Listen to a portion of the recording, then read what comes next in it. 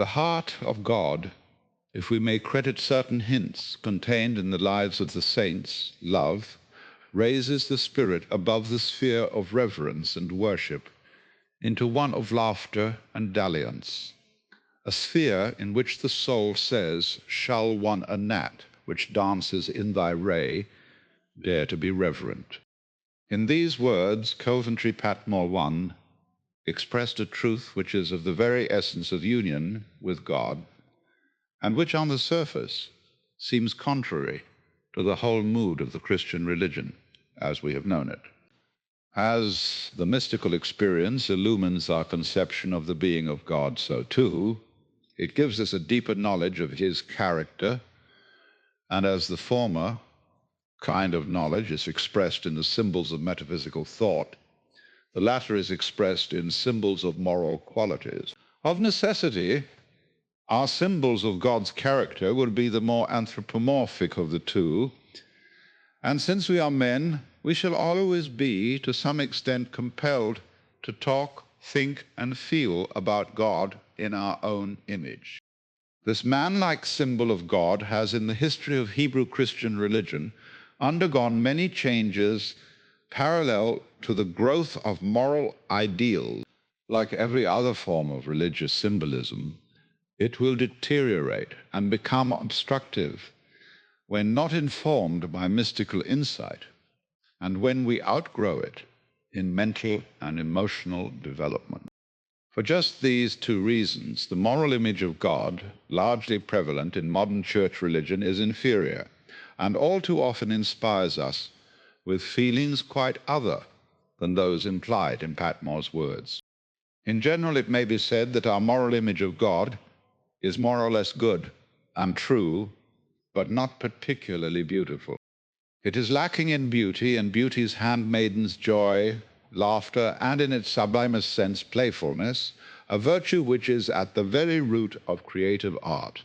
Of that trinity of virtues, the good, the beautiful, and the true, the beautiful has always been somewhat problematic for Christian thought, since it is felt that so many things are beautiful which are neither true nor good.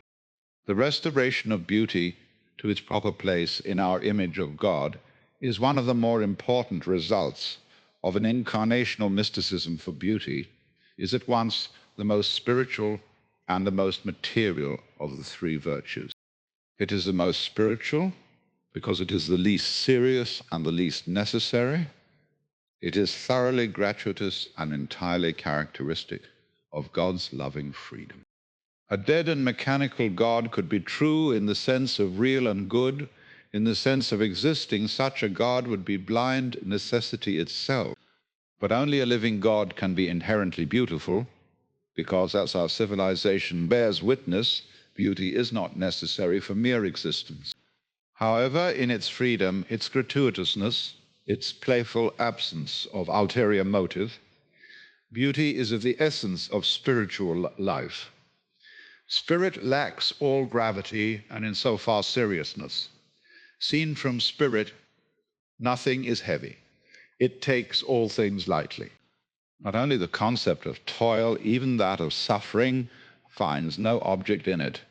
There is toil only from the viewpoint of Ghana, the flesh, and man knows pain and sorrow only as a creature of feeling and emotion.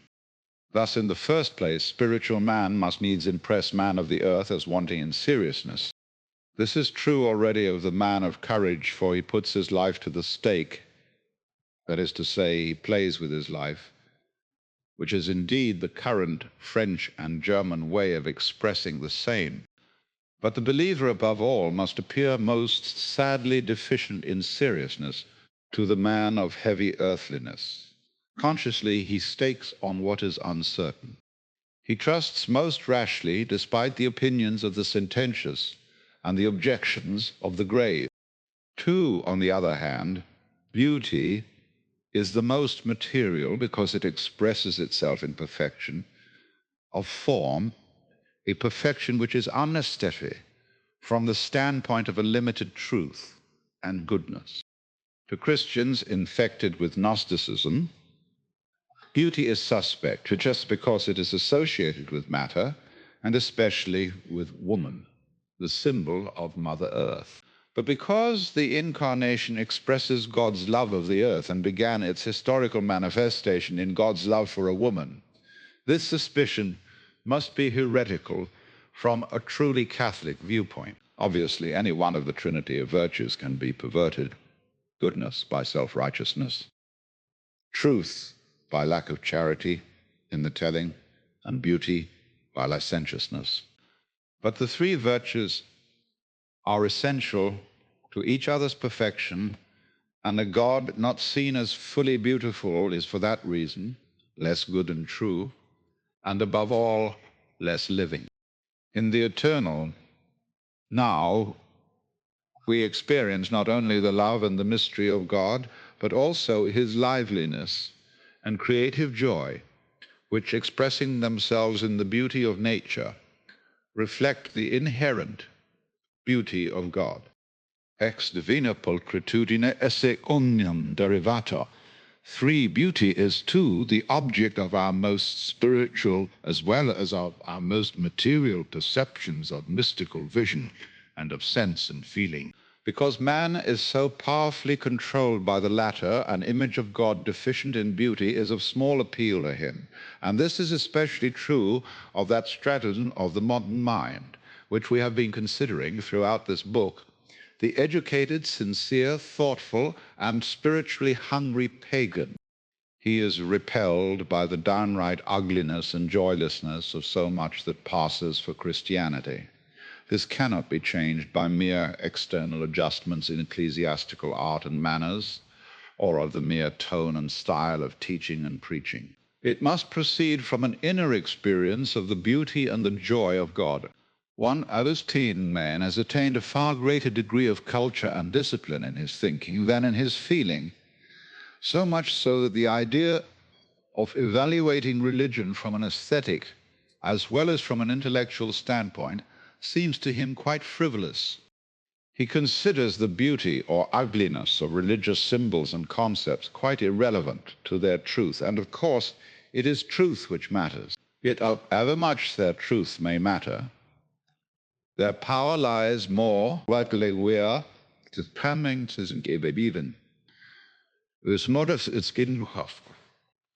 however much their truth may matter, their power lies more than we care to admit in their effect upon our feelings. Mature and disciplined feelings have as much right to evaluate the worth of a religion as the intellect, since they reflect upon an aspect of reality which is hidden from pure thought, a fact almost incomprehensible to the overdeveloped intellectualism of Western philosophy.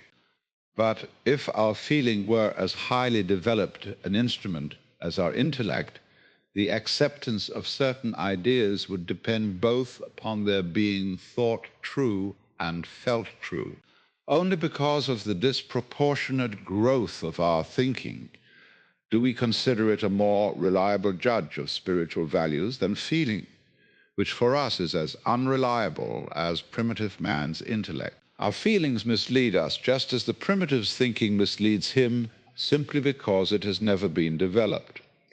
There is no inherent deficiency in the faculty itself. It is otherwise with a people such as the Chinese. From our standpoint, their strictly intellectual development leaves much to be desired, for we find their philosophical reasoning, for instance, lacking in coherence. But in feeling and aesthetic judgment, they are so far beyond us that we cannot really translate much of their philosophic literature into any Occidental language. They have, for example, more than 100 words expressing nuances of aesthetic experience for which we have absolutely no equivalence. While we may regard this as a decadent over-refinement of culture, we must not forget that our own high degree of intellectual subtlety could give them a similar impression. But the Chinese aesthete is not at all decadent, for he has what the Occidental aesthete usually lacks: strength of character and amazing emotional control. He is a philosopher of feeling as distinct from a philosopher of thinking. Not only in art, but also in religion and morals, his standards of judgment are aesthetic rather than intellectual. This has seldom been taken into account in presenting the Christian religion to the Chinese. The best minds of China find it unconvincing and repellent because of an entirely unnecessary ugliness which we have had neither the wisdom nor the imagination to avoid giving them, to cite one illustration, translations of the Bible, so atrocious in style that they look upon the best efforts of Christianity as we look upon uncouth religious cults from the backwoods. In view of our emotional immaturity, it is not surprising that we have given little serious consideration to the aesthetic aspect of our image of God. Just because of their lack of cultivation, most theologians are apt to regard the feelings and emotions as the special province of the devil, since they yield so easily to his temptations, and to pass over all the objections of feeling to our image of God as unworthy of attention. But in neglecting these objections, we overlook one of those great opportunities for the amplification and profounder understanding of Christian truth, which, when neglected, estrange so many from the faith. For in the last 1,000 years, Western man has undergone a development which has made certain primitive notions of God unacceptable to him.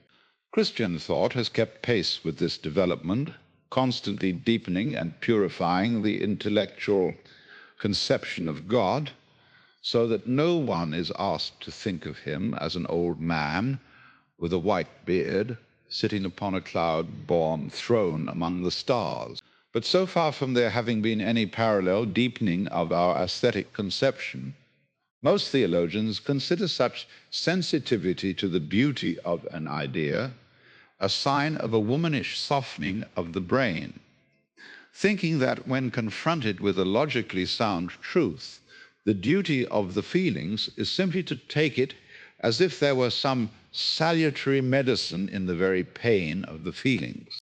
This attitude denies the divine intention of the union of the whole man with God, wherein man contemplates him perfectly with all the faculties of the soul.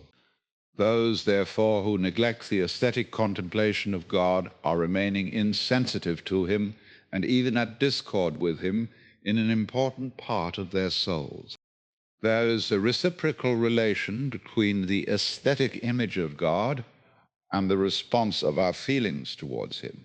And since, whether we like it or not, the quality of feeling dictates the whole atmosphere of piety, generations of immature feeling build up a collective image, which, although it has many slight variations, permeates Christian piety as a crude perfume will linger in the draperies of a house. Many people who might be capable of a mature response of the feelings of God come into contact with this collective image. One can hardly avoid it, with the result that it calls out from them an infantile and immature response and perpetuates the bad tradition. Popular Christian piety of the post-Renaissance period is as awkward, sentimental, and self-conscious as an adolescent boy's first love affair. The spell of this bad atmosphere is tremendous and to a great degree unconscious. Undeveloped as our feelings are, they are nonetheless powerful, and in practice they mold our religion to a far greater degree than our thinking. Saturated in this atmosphere, otherwise mature souls are retarded in their growth and remain content with a piety which, lacking the genuine naivety and unaffected simplicity of the child, has rather the bad infantilism and maudlin emotionalism of prolonged adolescence. This problem is particularly acute for Christianity because it knows God as a person and not as a principle. A person, a living being, affects the feelings much more violently than an impersonal absolute.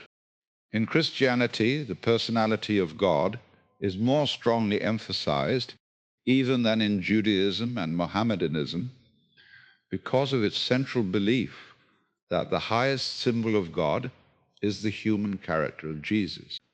Intellectually, we know that while God is a person, he is not a man or even an infinitely glorified, cosmically proportioned Superman.